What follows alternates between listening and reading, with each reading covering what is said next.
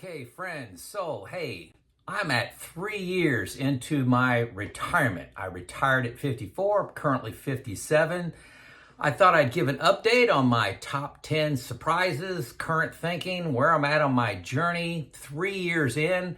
Hopefully, this helps you on your plan and your path, your journey, with a little glimpse of what's going on for me. And so that hopefully will help you with what to prepare for, what to think about, what to dream about, and what your journey can be when you're on your financial independence and you've retired early. So, like I said, I'm 57 now, retired 3 years ago. I work part-time as a consultant. And when I say part-time, that's very part-time. That's 2 to 3 days a month, okay? I do produce this YouTube channel. I did write a book. I do write magazine articles. I'm a speaker at some national conferences. Those are centered on reliability and maintenance. Most of my work is in that area. You know, I'm going to make maybe $15,000 this year. This is a down year. You know, COVID kind of restricted a lot of consulting. But I really like the amount of work I'm performing. And, you know, it's great to have a hobby that brings in a little money. Okay, that's very cool. I'm married for 33 years, working on 34 here, and I've got 4 adult children, so that's a little bit about me.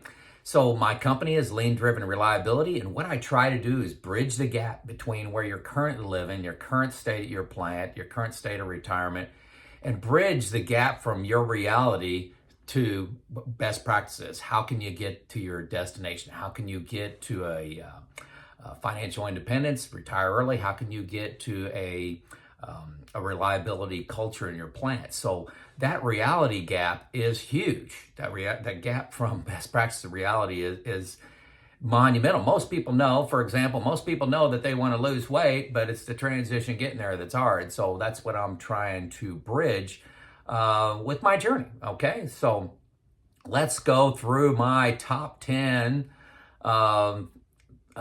surprises, awarenesses, where I'm at on my journey, whatever you want to call these things, but I've got 10 of them that I jotted down. Took me a couple days to think about this, and these are in no particular order.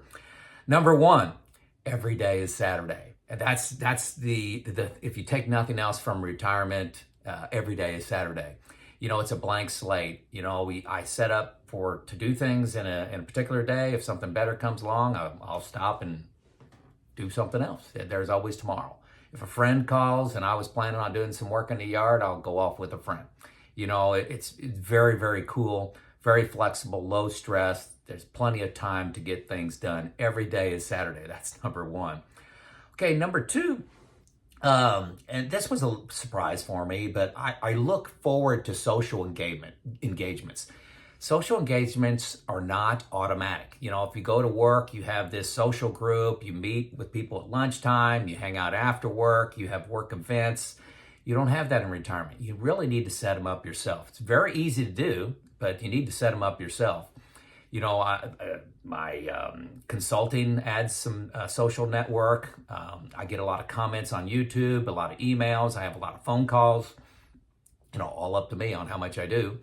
But I volunteer with a nonprofit. I go to a speaker series at the Evansville Wartime Museum, where close to where I live. I go with my dad, actually.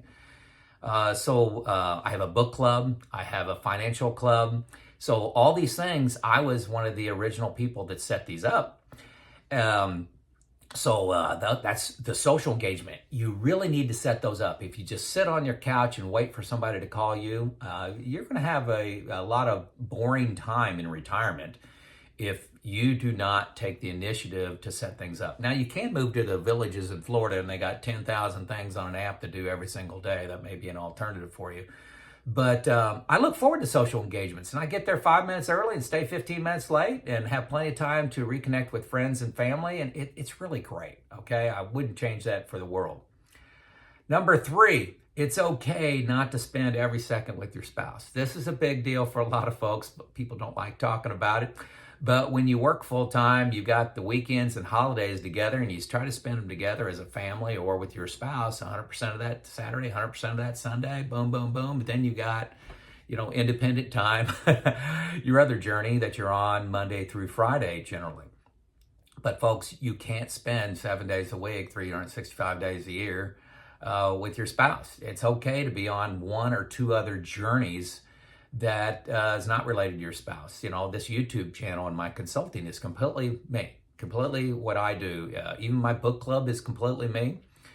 Going to the Evansville Wartime Museum and listen to guest speakers coming in is something that just I and my dad do. It doesn't have my spouse with it. So think about that arrangement with your spouse, because it's going to completely change. Your spouse is going to automatically you're going to think that you're just going to take Saturdays and Sundays and move it to 7 days a week, and that's how you're going to act, your relationship together. And that, I don't think that's good. I think you'll end up killing each other. Okay. Number 4, money management will take time. Okay. I like to keep educated.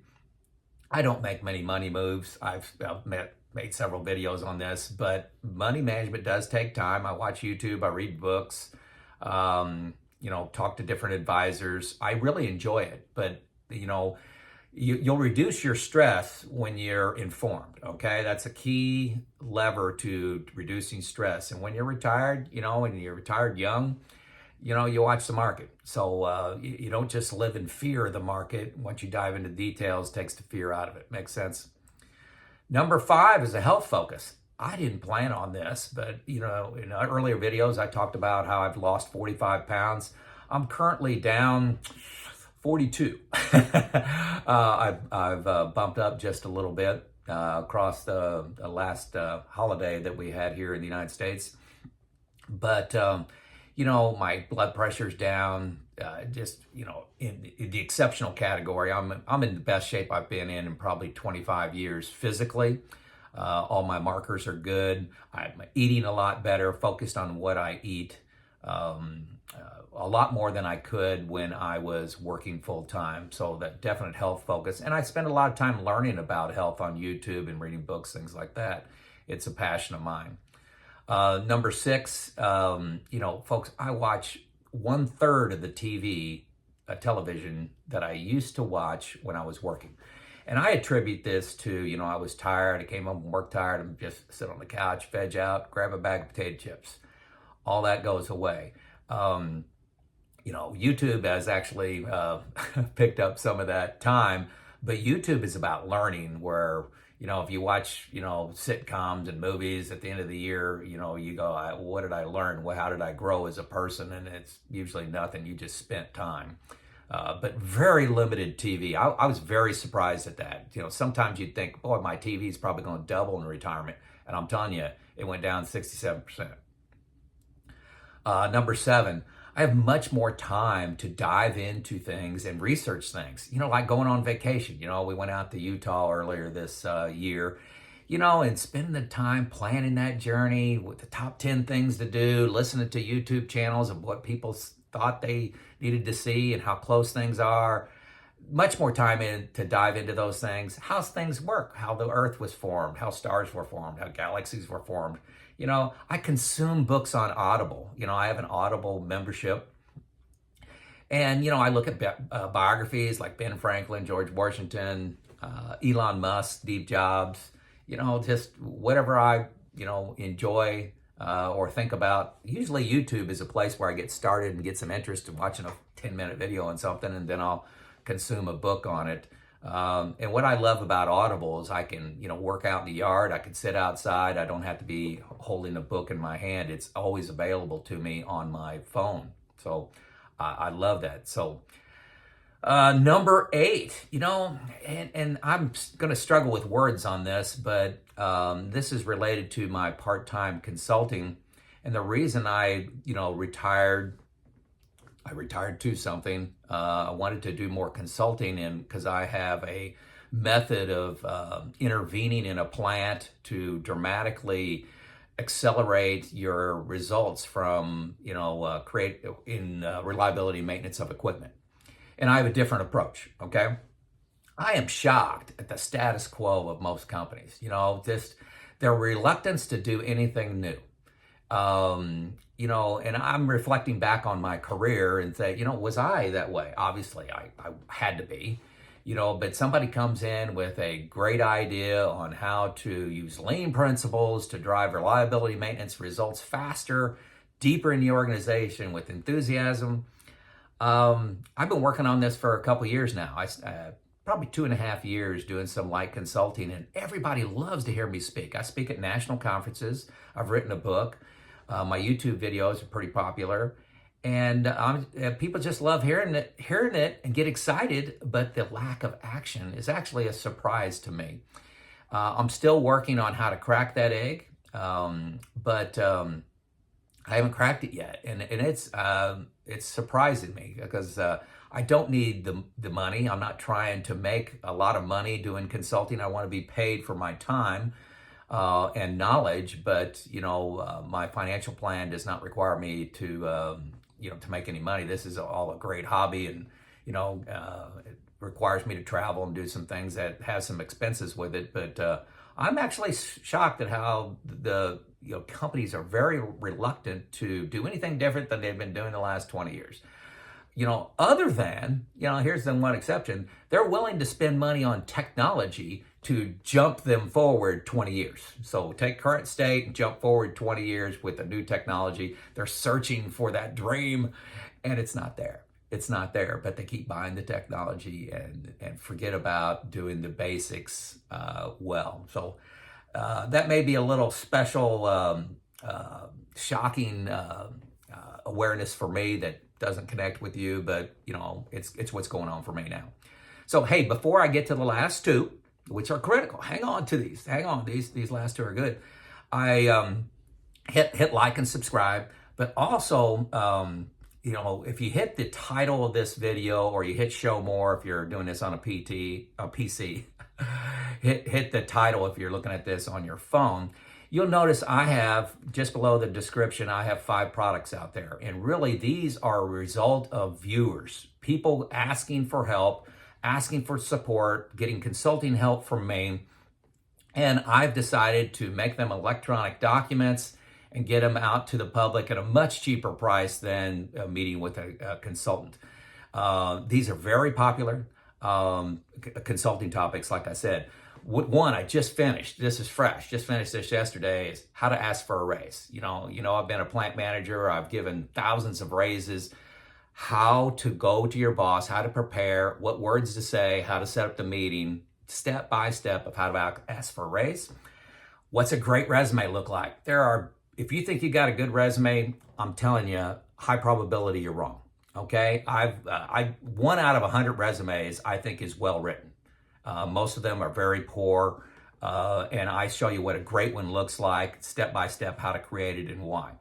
Number 3, the interview process. Good gosh, folks, you wouldn't believe how bad interviews are and how the lack of preparation. I'll give you an example. Half the people come into an interview without a piece of paper, without anything to write with, no resume, nothing, okay? And that just shows lack of being prepared. So I talked about how to just kill the interview and how to stand out.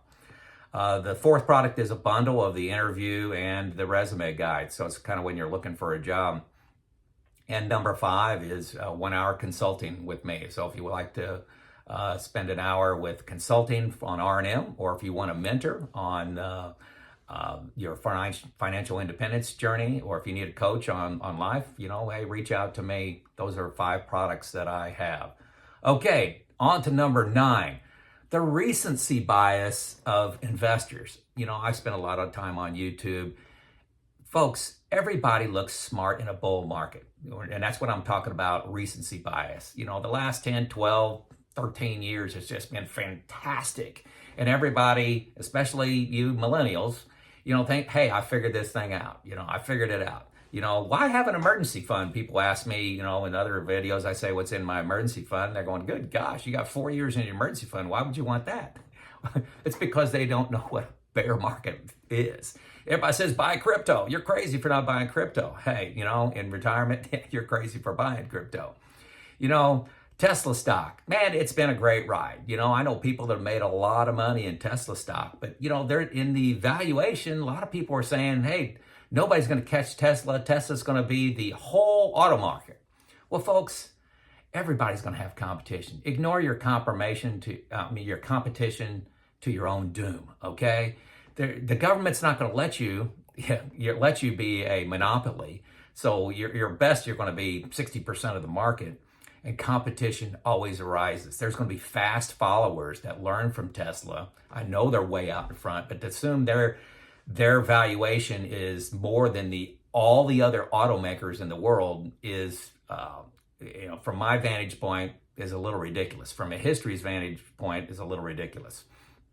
Also, all your hopes and dreams are on one guy, Elon Musk. What if a beer truck, does something to him? What if he wins? What if he decides, hey, he has a life event, a health event, some family event where he decides to get out? Okay, what's Tesla stock without Elon Musk and his vision? I don't think it's as bright as the current valuation. So I just see enormous risk in things like that. So the recency bias of investors just really bothers me, and it's tempting. It's tempting for an investor like me to jump into something like that. And number 10, finally, you got to be on a journey to have joy in retirement. Retirement alone is not just sitting on a sandy beach drinking, margaritas. Folks, you'll get tired of that in a few months. And I know that's hard to believe, but you will get tired of it. You need to be on a journey. What is that journey for you? Your happiness is associated with reaching milestones. You've been on a journey right now to reach financial independence or retirement, whatever it is. That journey is joyful because you're on a journey. And I believe there's a lot of information on this. We evolved that way to be on that journey. Yes, stress is greatly reduced in retirement because you don't have all these meetings and expectations and things like that. And that brings its own little joy. But, the first 6 months, I just laughed every day. I couldn't believe I was retired, pensioned myself. Couldn't believe but you reach an equilibrium of that, and you have to, figure out what your next journey is. So what is yours? What's your journey in retirement? I'm telling you need to figure that out before you retire. You must retire to something, not from something, for real lasting happiness. Okay, folks. Hey, that's my 10. Begin your journey. Every day is Saturday. This is Joe out.